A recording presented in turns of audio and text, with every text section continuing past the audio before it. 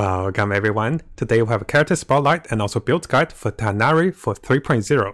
As you guys can see over here and also over here, we have the official teasers, newses and also skills about Tighnari now. Those are revealed and we can see those also revealed in the Chinese livestream.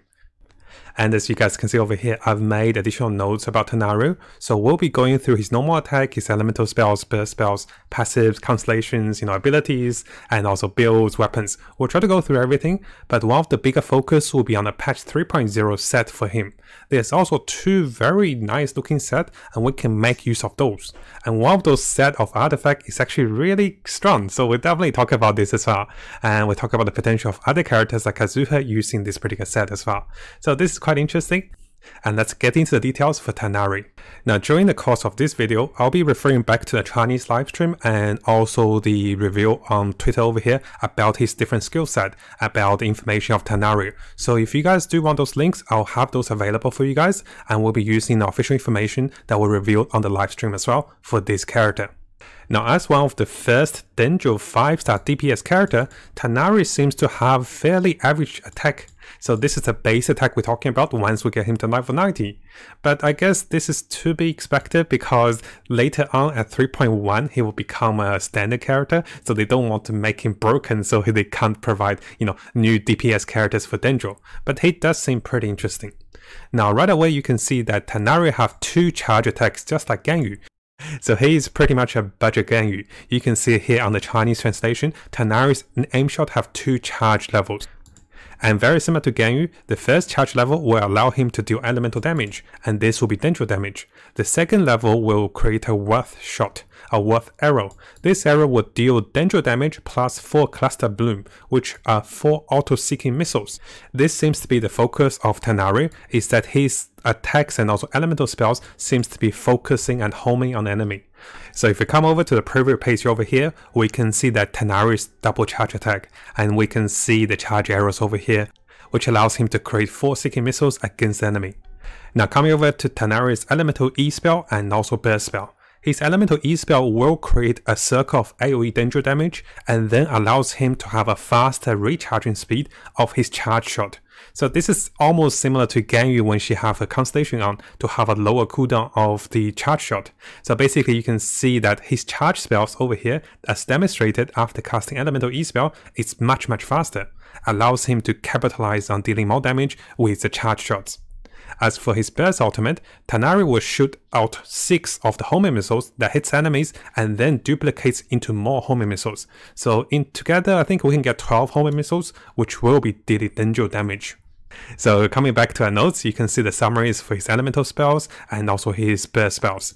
And I guess the next focus we're looking to is going to be Tighnari's passives. It was revealed in the livestream that Tighnari will provide summary resources on the minimap. And what that means is very similar to Klee and also Chi-Chi for Living and also for Mondstadt, you can find additional items on Samaru at the very start of the game, which could be very useful and also very free-to-play friendly, I guess, in terms of getting more loot out of the game as you travel and also as you explore. Now if we have a look at Tighnari's battle passive, we can see that after shooting his worth arrow, which is his level 2 charge shot, he will gain increased elemental mastery, which will become very powerful on the final battle passive, which is that he will increase his damage dealt by up to 60% depending on the elemental mastery. So we can see over here Kazuha have a similar passive that grants the whole party member increased elemental damage depending on his elemental mastery. But I believe for Tighnari over here it is the buff to himself, up to 60% bonus damage depending on his elemental mastery. And this is going to be one of the focus for the artifacts and also for the weapons for him. Because Tighnari over here will be focusing on elemental mastery and also gaining elemental combinations with different elements. We'll go into Hydro, we'll go into Pyro, and we're also going to electro damage with him for bonus damage. So to summarize Tighnari's abilities and also combat style, he can be very similar to Ganyu or the Coco Goat, that his charge attacks, his level 2 charge attacks, level 2 so his level 2 charge attacks will be very similar to Ganyu. And basically if I do come into the game, just to quickly show you guys Ganyu's charge shot. So there's level 1, level 2. Notice the level 2 is actually quite quick, and Tighnari's will be even quicker after he casting his elemental E spell.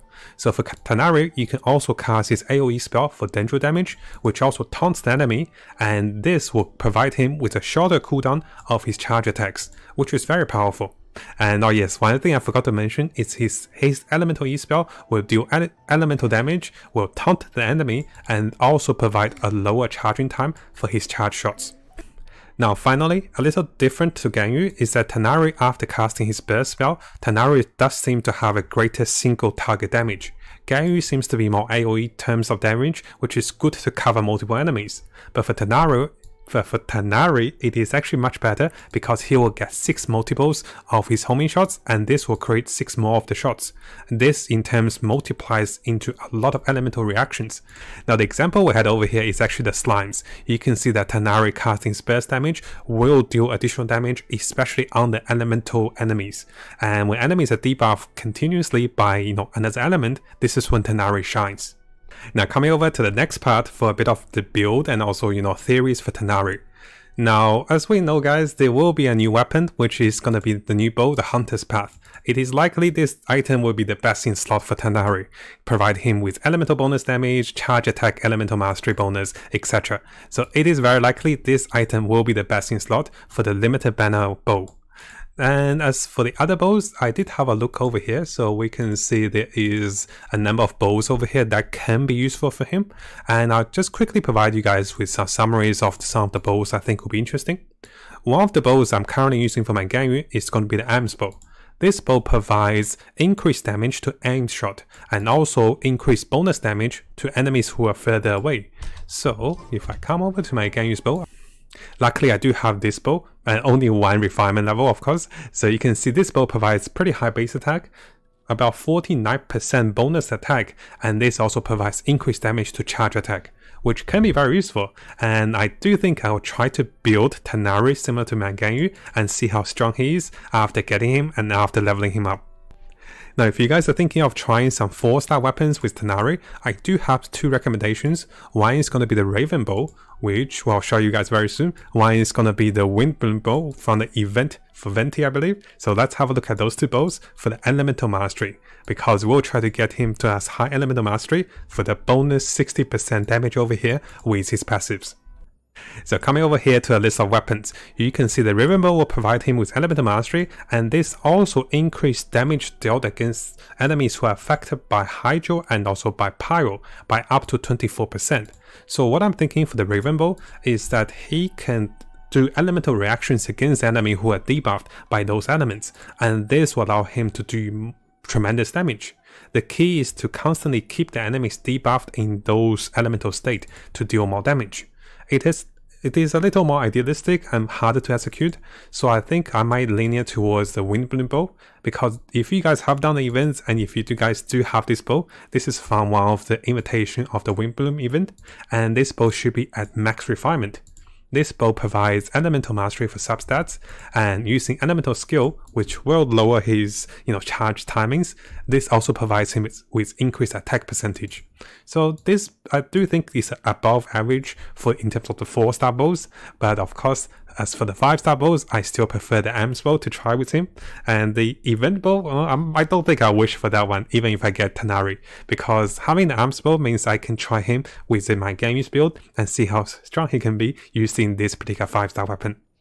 Now I also had a look at the fishbow for Tighnari, but it doesn't seem to be very good on him, so we won't touch much of the fishbow. But if there's a character that works with it, we'll talk about that as well for the event bow for the little fishbow. Looks quite interesting, right? During the live stream. So coming over here to Tighnari's artifacts and also choices of stats. Now this is one of the bigger highlights we do want to talk about, and I kind of saved the best last. 2 of the artifact set which are legendary 5-star artifact set will be revealed and given in 3.0. One of them will provide us with 15% danger damage, and with a 4 set, this will give us 30% lower danger resistance. This is a pretty standard item, and I do think Tighnari could go for this. But we also have the choice of Glided Dreams, which is also a new set of artifact. With 2 sets, it will give us 80 elemental mastery, With 4 set, this will actually depend on the elements of other characters on the team. If other characters are the same as your own element, you will gain 14% attack for each of the characters, so up to 3 times. So this can be like 42% bonus attack.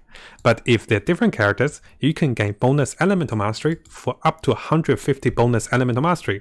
So together, this particular set can give us like 230 elemental mastery, which could be a very powerful set for my Kazuha. I was thinking about that.